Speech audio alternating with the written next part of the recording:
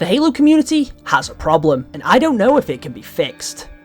Well, what is it? I'm glad you asked. Leaks. And no, not this kind. Now, of course, leaks aren't just a problem for the Halo series. They're an issue in any video game community. Hell, it expands far beyond video games. But why are leaks a problem? Hey, did you hear they're adding a Falcon? Oh? According to who? So this leaker said. Hang on, let me pause you right there. Now let's pretend for a moment we're back in Halo Infinite Season 3. Or we could rewind even further back. The Falcon releasing felt like a myth. We were constantly told by leakers, the Falcon's ready, the Falcon should be dropping in the next major update. And yet, that never came to fruition. Not until a good while after, and I can guarantee none of them saw that coming. The leaks for this vehicle set a false expectation. You constantly had people who do not work on the game telling you that this item is ready. And a lot of the time, those leaks had pretty wide appeal. And even more unfortunately, video game fans can often be quite gullible. They'll believe that this leaker saying it's ready means that that's the case, but AAA game development is a complicated beast. Game development in general is much more complex than the average person would understand. How would I know?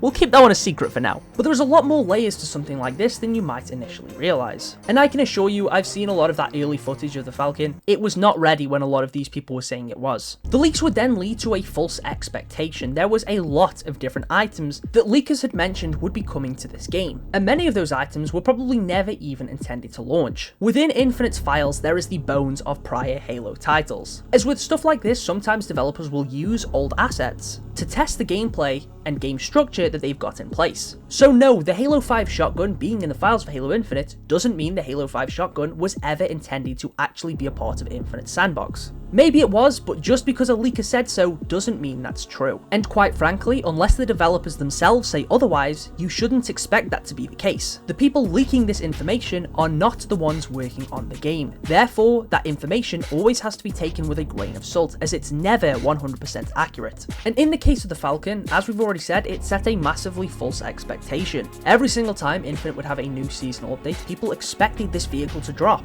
and every time that it didn't, people would be disappointed. In fact, there was many cases where people would go to the Halo Twitter account and comment on a post saying, "Where's the Falcon? We know it's ready," and this is just really dumb. 343 had never mentioned the Falcon was even in development, and obviously we know it was, and it's in the game now. But during that time frame, players really shouldn't have been going to these posts to demand something that has never even been publicly announced. Because quite frankly, unless you hear it from the developer's mouth, then it is not accurate information. And again, I'd like to make it clear that this isn't just a Halo issue. For example, with Marvel Rivals, there was leakers saying that Ultron or Blade was scheduled to release during Season 1. Ultron didn't come out until Season 2, and Blade is only just releasing now with the Season 3.5 update. But again, these leaks set a false expectation, as again, those leakers are not the ones making the game. But leaks also lead to other problems. Hey man, did you see the new Vestige carbine they just added?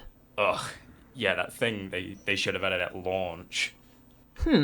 Last I checked, it was a completely new weapon. But do you mind telling me why you think it should have been there at launch? Well, this leaker said... Ah, see? Now we understand the problem, don't we?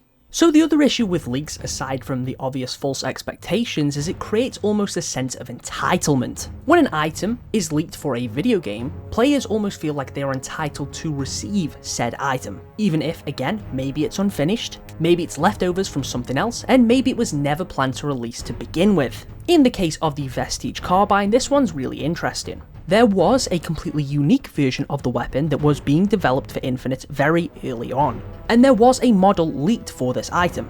There is also a cutscene at the beginning of Infinite where you can see a brute holding the Halo 5 version of the weapon. But it should be worth noting this version is also untextured and in the distance, and is very clearly not supposed to be there. The Vestige carbine, however, is neither of these weapons. With Infinite having a smaller development team right now, and a complete lack of animators, as most of Halo Studios is working on new projects, they found ways to add new weapons while accommodating for those lack of resources. So that's how we've ended up with weapons like the MA5K, which uses assault rifle animations but has a new function and plays a bit more like an SMG. The Fuel Rod Spanker, which is very clearly a variant of the Spanker, but it does have some lore to accommodate that, as it is modified by the Banished. And again, although looking like the Spanker in shape overall, you can also see those fuel rod elements, and in terms of its gameplay function, it's almost identical to the classic fuel rod cannon, with the exception of the lack of bouncing bullets. And then that brings us to the Vestige carbine. In this case, it reuses shock rifle animations, and you can see some of the shock rifle's design still there within the Vestige carbine, but it also feels completely brand new. It does feel like you're using the carbine, and personally I'm a big fan of this edition. But I have seen multiple people share the sentiment that it should have been there at launch, which I'm really confused by,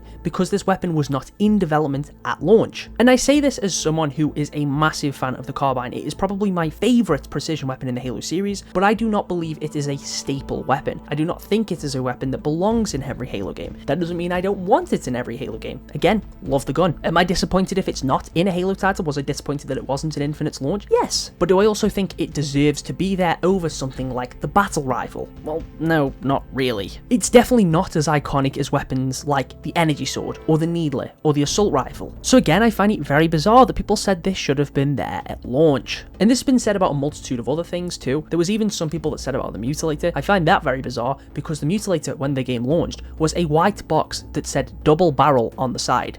Yeah, I'm sure that people really would have loved the inclusion of that. So as mentioned, it gives this weird sense of entitlement to players, because a leaker told them this thing was in the files or in development or could be releasing soon. Well, they're entitled to receive that item when they ask for it, and that just isn't how game development works. Infinite obviously went through a very troubled development cycle, but I think right now the team that's working on the game is doing a pretty good job. They are delivering content that players want and that players are enjoying, while the rest of Halo Studios works on brand new games, and I can't really fault that. I enjoy Halo Infinite, I like playing this game, and I'm very excited to see what Halo Studios is cooking up for the future. But in the meantime, I appreciate all of the additions that Infinite's had, and I just find it insane that due to the mass amounts of leaks in regards to this game, things like cut content and things that were in development during Infinite's life cycle, you have a lot of people that will say things like, oh, insert item here should have been there day one. And although I share that sentiment about certain modes like Infection or Juggernaut, if everything that was in Halo Infinite right now was there at launch, would the game be better? Would it be more well received? Of course it would. Unfortunately, the reality is that it's a live service title and they do have to spread out some of those releases. But a lot of the things that are being added now are not things that were ever intended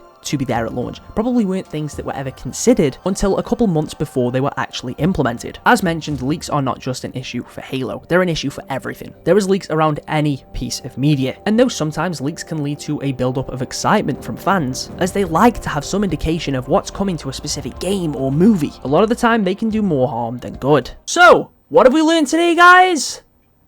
Leaks are bad. That's right. And why are leaks bad? Yes, you! They set false expectations for things that haven't been announced. And on that note, I believe it is time to wrap this one up. Leaks suck. I get why they have so much appeal, but part of me really wishes they didn't. I mean, leaker culture at the end of the day is something that's never going to go anywhere. There's people that have made entire careers out of leaking content for games and movies. But it's just a shame to see so many people so reliant on information that doesn't even come from an official source. But anyways, thank you for sitting through my 8-minute rant about why I think leaks are bad. Thank you all for watching, and I'll catch you all in the next one.